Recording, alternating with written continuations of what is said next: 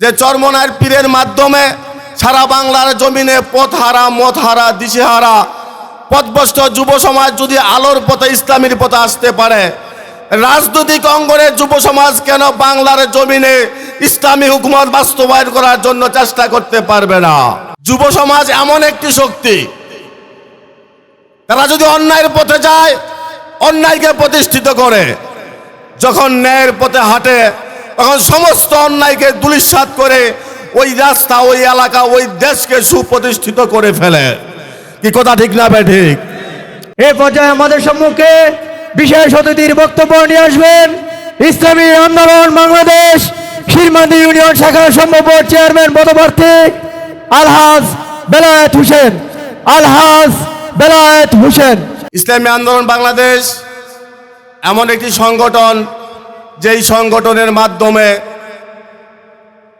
একটা যুবক সে যত গুমরাহির পথে থাকুক না কেন, যখন ইসলামী আন্দোলন বাংলাদেশের আদর্শে উপনীত হয় তখন দেখা যায় তার অতীতকে বলে বর্তমান নিয়ে সে আল্লাহওয়ালা হয়ে যায়। আমাদের যে আমির এবং আমাদের যে নায়েবে আমিরুল মুজাহিদিন, চরমনার পীর নামে পরিচিত বর্তমান শায়েখ, সারা বাংলার মানুষের একটি কথা, চরমনার শায়েখ অত্যন্ত ভালো মানুষ। যারা একবার চরমনায় গিয়েছে তাদের জীবনের পরিবর্তন মোড় আল্লাহ পাক ঘুরিয়ে দিয়েছেন। আমাদের শায়েখ রহমতুল্লাহ আলাইহি বলতেন যে আপনি আঙ্গুর গাছ রোপণ করে আঙ্গুরের আশা করতে পারেন, কিন্তু আপনি যখন তেঁতুল গাছ রোপণ করে আঙ্গুরের আশা করতে পারেন না। বাংলার জমিনে যদি এই ভাষা, এই ইচ্ছাকাঙ্ক্ষা থাকে যে চরমনার পীরের মাধ্যমে সারা বাংলার জমিনে পথহারা মতহারা দিশেহারা পথভ্রষ্ট যুব সমাজ যদি আলোর পথে ইসলামের পথে আসতে পারে, রাজনৈতিক অঙ্গনের যুব সমাজ কেন বাংলার জমিনে ইসলামী হুকুমত বাস্তবায়ন করার জন্য চেষ্টা করতে পারবে না?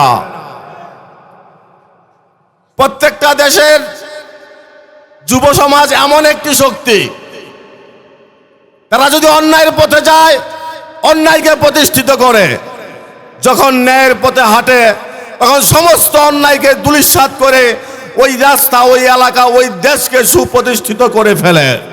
কি কথা ঠিক না বে ঠিক?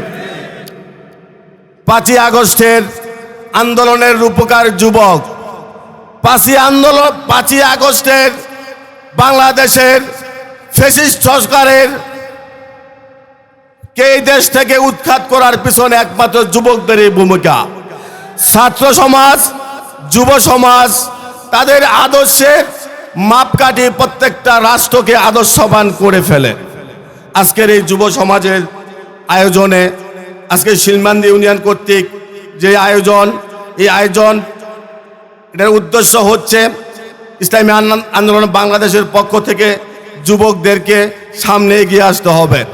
আমাদের ইসলামী আন্দোলন বাংলাদেশ এর উদ্দেশ্য হচ্ছে ন্যায় নীতির মাধ্যমে এই দেশের মধ্যে সুশাসন প্রতিষ্ঠিত করা।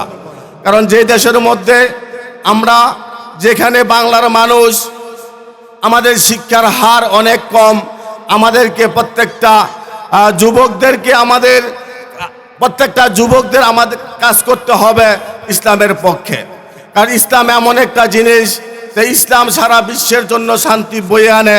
আর ইসলামী আন্দোলন বাংলাদেশের আমির যেহেতু আমাদের খানকার পীর, ময়দানের বীর, সেই পরিপ্রেক্ষিতে আমরা যারা ইসলামের ছায়াতলে, আমরা যারা চরমনার পক্ষে আছি, আমাদের কাজ হচ্ছে যুব সমাজকে আমাদের আদর্শের গুণ কীর্তনগুলা তাদের কাছে পৌঁছে দেওয়া। এবং আজকের যুব সমাজ যদি সুপ্রতিষ্ঠিত হয়, আজকের যুব সমাজ যদি ইসলামের পক্ষে এগিয়ে আসে, তাইলে এই দেশের অন্ধকার আচ্ছন্ন পরিবেশ থেকে আমরা আলোর পথে আসতে পারবো। এটি আমাদের বড় চাওয়া এবং পাওয়া। আজকে আমরা যারা অত্র এলাকার মুরব্বী আছি এবং আমরা যারা অতীত থেকে ইসলামী আন্দোলনকে ভালোবেসে আসছি, আমাদের কাজ হচ্ছে যে আমরা আমাদের ছেলে সন্তান, ভাই ভাতিজা এবং স্কুল পড়ুয়া, কলেজ পড়ুয়া, মাদ্রাসার ছাত্র যারাই আছে, প্রত্যেকের কাছে ইসলামী আন্দোলন বাংলাদেশের আদর্শের পরিচিতি প্রকাশ করা এবং তাদেরকে আমাদের ইসলামী আন্দোলন বাংলাদেশ কি এবং কেন এই জিনিসটুকু তাদের মধ্যে বুঝিয়ে দিতে হবে।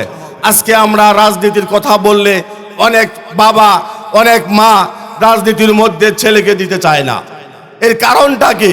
কারণ রাজনীতি করে এমন একটা পরিবেশ সৃষ্টি হয়েছে অতীতে, যে রাজনীতির মাধ্যমে মা তার সন্তানকে হারিয়েছে, বাবা তার সন্তানকে হারিয়েছে, ভাই তার ভাইকে হারিয়েছে।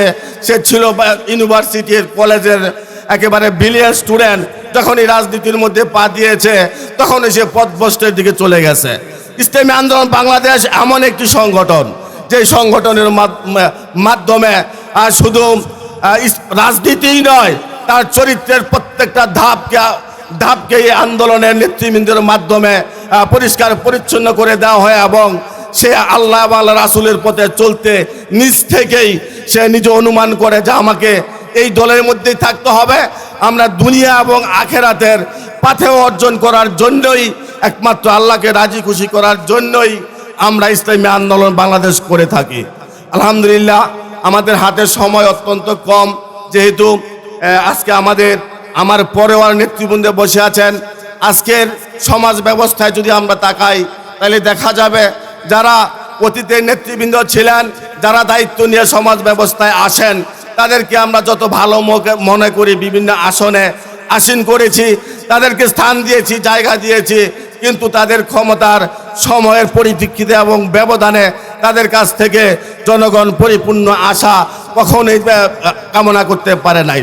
ইসলামী আন্দোলন বাংলাদেশের যারা দায়িত্ব নিয়ে আছেন, আমরা আশা করি যে কোনো ব্যক্তি যদি ইসলামী আন্দোলনের পক্ষ থেকে এবং কোনো দায়িত্ব পায় আমিরের পক্ষ থেকে, এবং আপনারা যদি আগামী সময় তাদেরকে কোনো দায়িত্বের মধ্যে উপনীত করেন, তাহলে দেখা যাবে সাহাবা আজমাইনদের নমুনায় প্রত্যেকটা কর্মী এবং নেতৃবৃন্দ আপনাদের দ্বারে দ্বারে সমস্ত কাজের জন্য পৌঁছে যাব ইনশাআল্লাহ।